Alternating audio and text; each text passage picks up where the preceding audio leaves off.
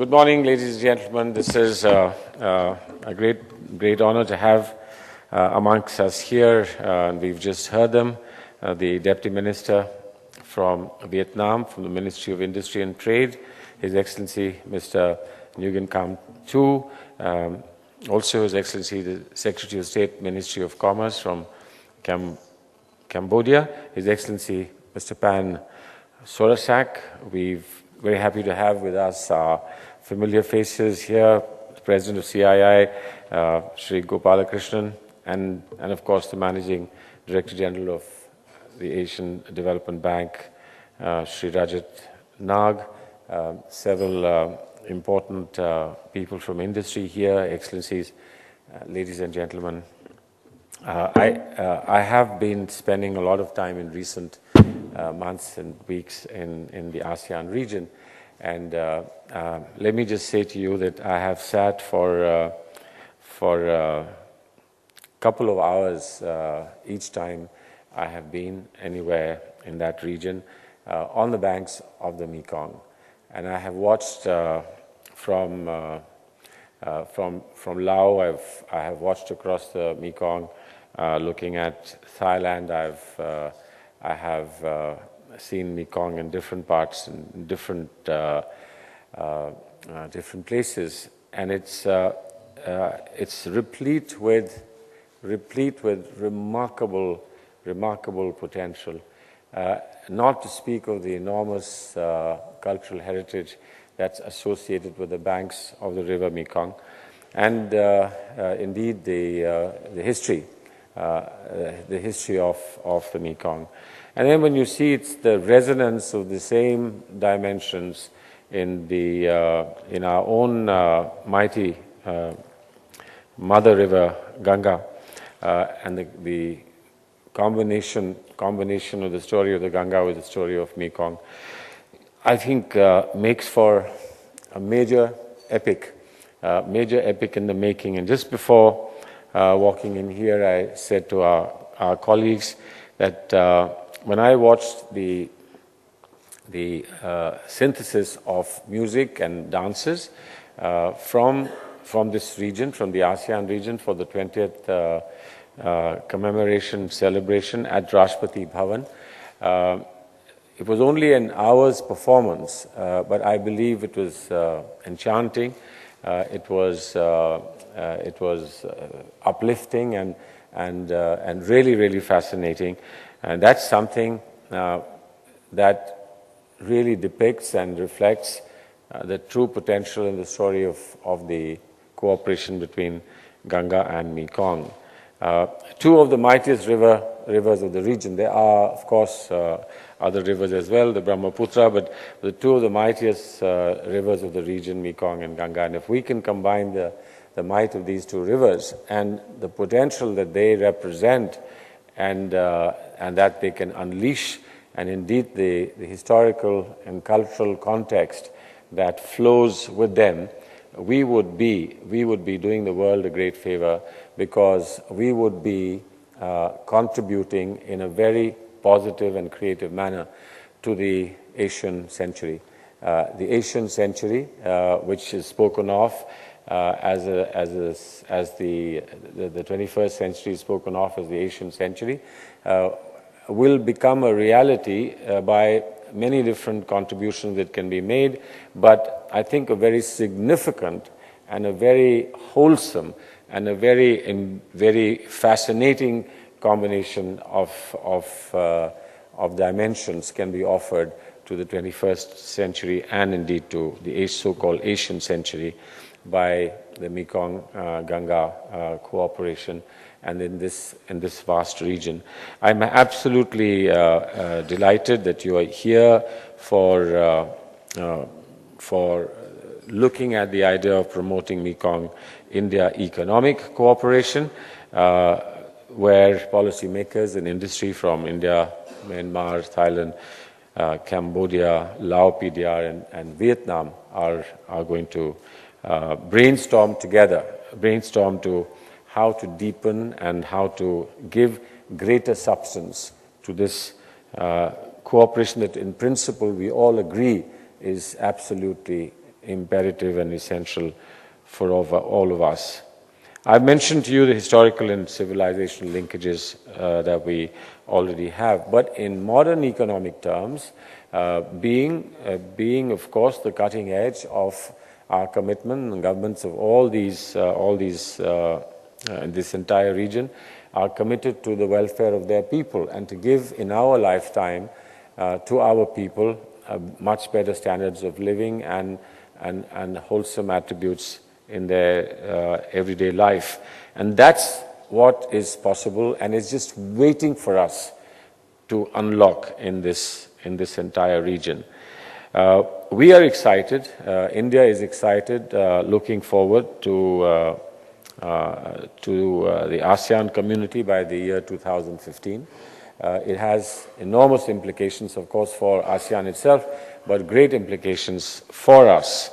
So we are engaged in the initiative for ASEAN integration, which goes towards the ASEAN community, narrowing of development gaps between different countries of the region, supporting the master plan for ASEAN connectivity, and of course encouraging a drug-free ASEAN. In all this, the Mekong region, of course, becomes extremely, extremely important. We launched the Mekong-Ganga cooperation collectively in the year 2000, and since then, with some little slowdowns in between, the 6th Mekong-Ganga ministerial meeting in September, we agreed to revitalize the Mekong-Ganga cooperation by expanding to new areas of collaboration, to look at current challenges and opportunities.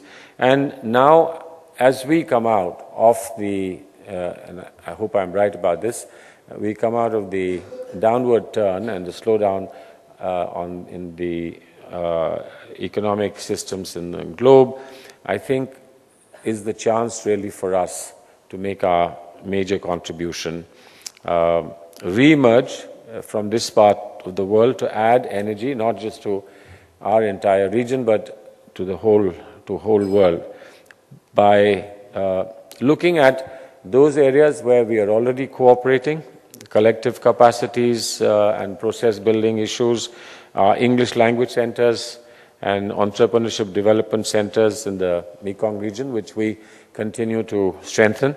Our programs under the ASEAN-India Plan of Action 2010-15 to build capacities in the entire ASEAN region, and you could have nobody better for that here than the CII, steward of CII, who can provide stewardship of the entire region in terms of capacity building at the cutting edge of the learning process and of the knowledge economies.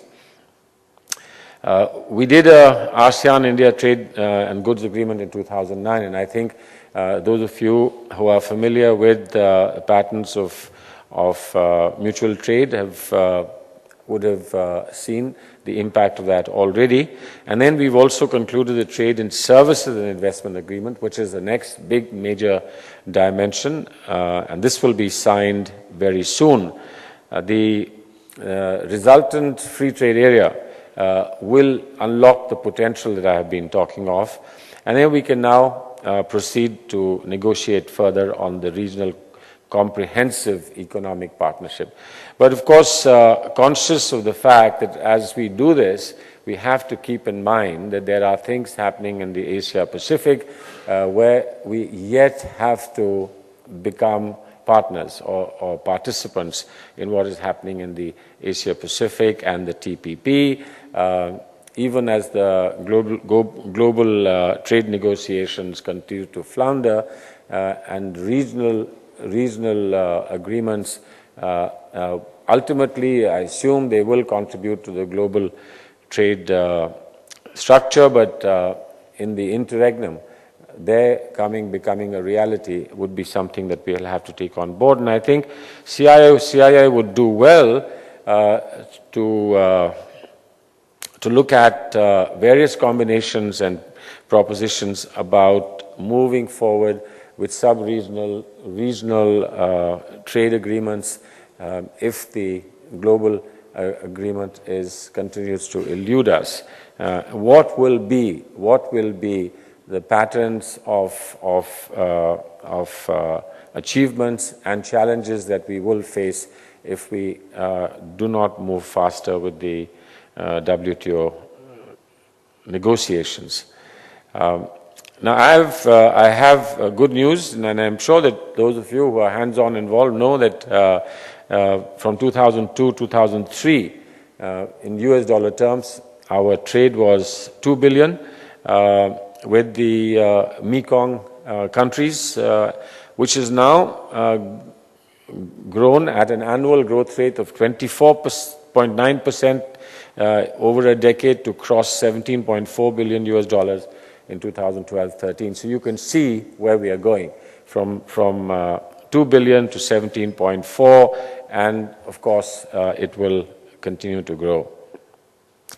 The collective priority, as has just been mentioned, is of course infrastructure, and therefore there is no time now to wait but to move forward with infrastructure, which of course has been mentioned means trading hubs, manufacturing hubs, need to encourage SEZs, joint ventures, building capacities, sharing of technologies in this region.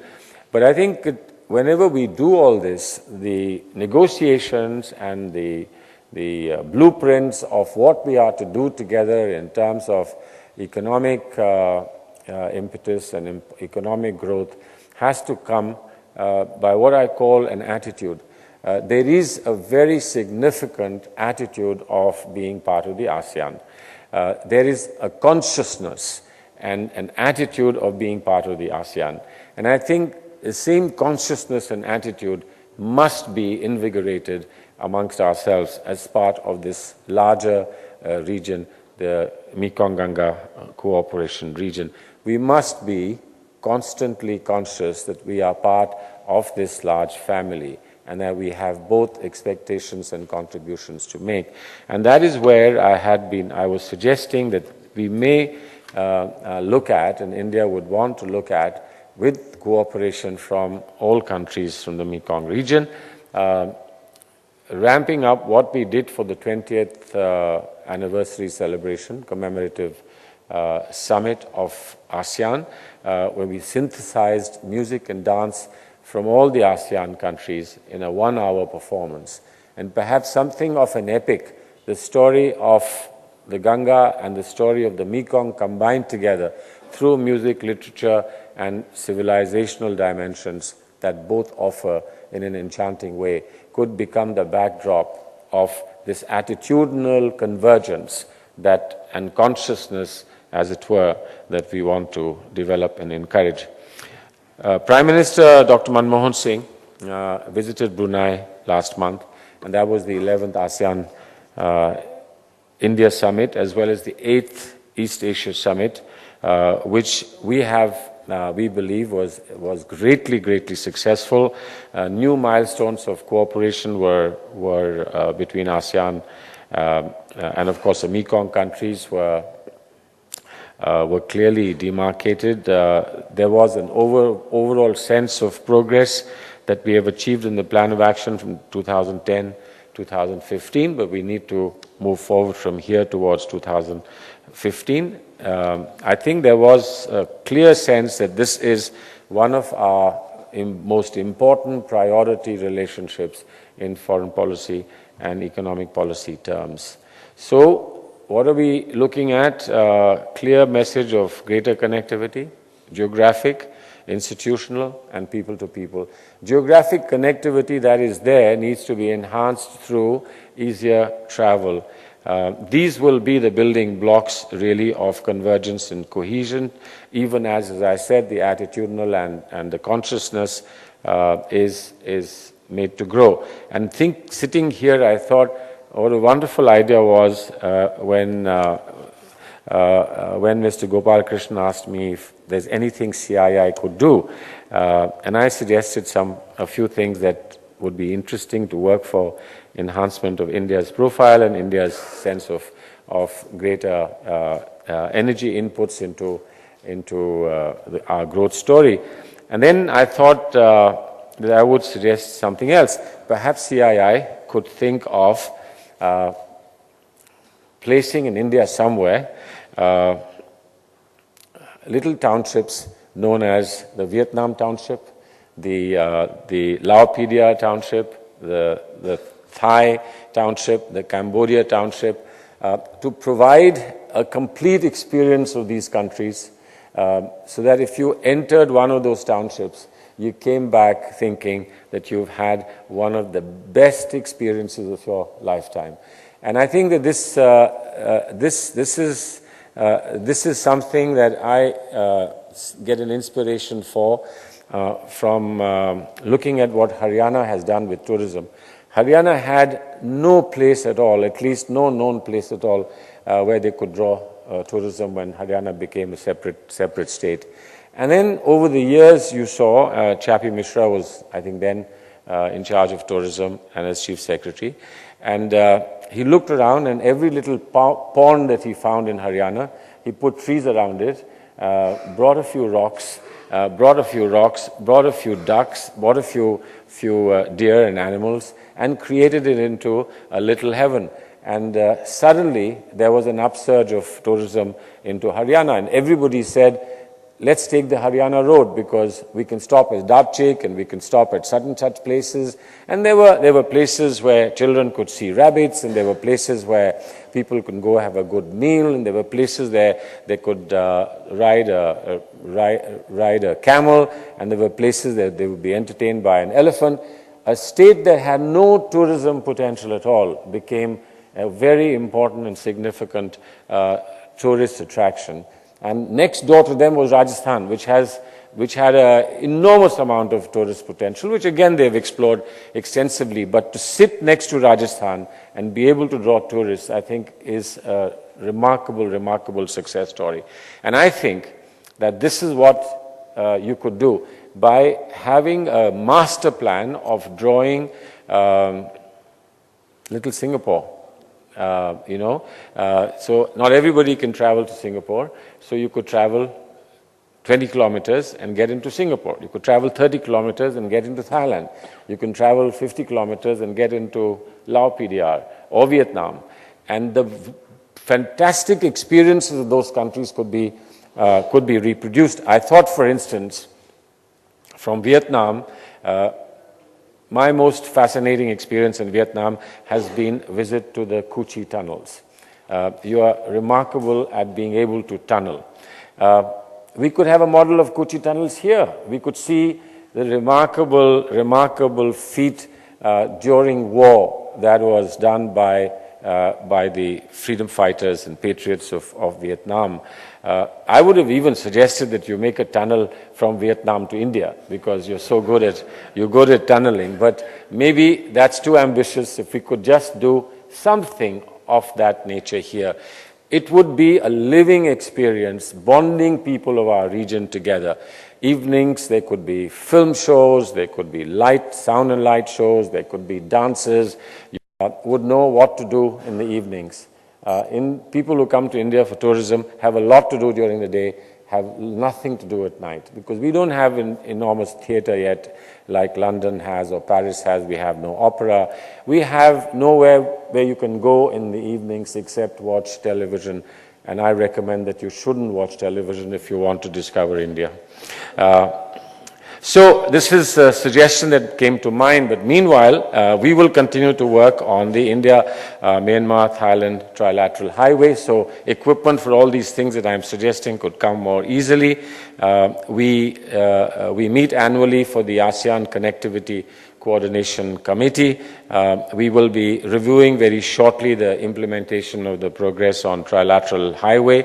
And of course, for us, this is very important, not only as in India as a whole, but also particularly for our Northeast, where we are committed for rapid growth to get Northeast to catch up with the rest of India. Of course, we are lucky to have the head of the Asian Development Bank here, because I know that we need to hear something from him about innovative means for financial support that is required in this region to convert the existing geographical connectivity to modern travel connectivity with roads and so on, development hubs, etc. But we also need the finance for it. So what are the financial structures that need to be put in place? Trade facilitation, etc., and things like custom posts, regularization of container traffic, harmonization of standards, and mutual recognition of certification are all very, very important factors. But the most important, of course, is to be able to find public and private finance. And therefore, we would want to hear something from you on the various dimensions of financing, how much of it could be done through encouraging national savings, how much could be done through supporting and fortifying the bond markets, and how much of it could be done through roadshows and salesmanship across the world. We are doing it for the Delhi-Mumbai industrial corridor. We are doing it for, it's still in a nascent stage, the Chennai-Bangalore corridor, but I think the same model could be used for the economic corridors between here and the ASEAN countries. We hope to expedite the beginning of negotiations on the ASEAN-India transport agreement, which is very important for seamless travel. But of course, ultimately, this will need for us and all of us to look carefully at the ease of travel for our professionals, entrepreneurs, students across the region, and therefore we will have to look at our visa systems and see how that can be done. Something that came to my mind and something that I think we should experiment. We are experimenting with visa-free travel. We are experimenting with visa on arrival. But I think it's important that we could look at long-term visas. Long-term visas not for somebody who wants to come and stay in the country, but long-term visas for certain categories of people who could be checked out once and get long-term visas to be able to travel over 5 years, 10 years. If the United States can do it, we can do it. So you give somebody a 10-year visa, if he's a top businessman, if he's a top scholar, if he's for any other well-qualified person for any other reason, so that for 10 years it's hassle-free travel and they could travel more extensively. I'd be very happy to talk to our colleagues in the Home Ministry to see if we can do this. Then finally, there is of course energy security issue. You can't do very much without energy these days. We do have some energy supply here, but largely we are energy consumers. Renewable energy, therefore, is the big answer for us, both in India and in our neighborhood. We are already working on programs for deployment of off-grid energy capacity, renewable power, and decentralized energy systems for rural applications, and these could be usefully provided to the entire region. I'm told that we have 1.1 million households in India that are already meeting subsistence lightning energy needs from off-grid systems. We are supportive of a South Asian grid with potential to eventually link into the ASEAN grid to form a pan-ASEAN grid. And of course, you can see the potential of all this. Pakistan sought our help in supplying them with electricity, and we have responded. We are already supplying a substantial amount of power to Bangladesh. And of course, we are yet to be able to explore the entire potential of our cooperation with Nepal and with Bhutan. So there would be a time when there could be enough power flowing into India and then out of India as well. And then at any time when we are short, then reaching out to the ASEAN grid and getting power. In the recent times, we are looking at possibilities to strengthening another dimension in ASEAN-India cooperation, and that's in the knowledge industry, and I come back to you, and the cutting-edge technologies. We could look at education, skills development, healthcare. ICT would offer this immense potential for the youth in our countries. We've already begun looking at these areas in the ASEAN-India strategic partnership. We are sharing our experiences towards capacity building and human resource development in sectors ranging from agriculture to space science, while through the Indian Technical and Economic Cooperation, the ITEC program, we offer 900 slots to our friends from Mekong countries for short-term courses in India, and we are really very pleased and satisfied about the results of this. So finally, let me just reiterate that India values the foundations of our relationship with the Mekong countries and we see greater relevance for this partnership as the ASEAN, including the Mekong countries, progresses towards the objective of an ASEAN community by 2015. And finally, anyone who wants to set up good restaurants, floating restaurants, I recommend to you that Mekong provides you enormous potential. I'd be very happy to come and eat at your restaurant. Thank you very much.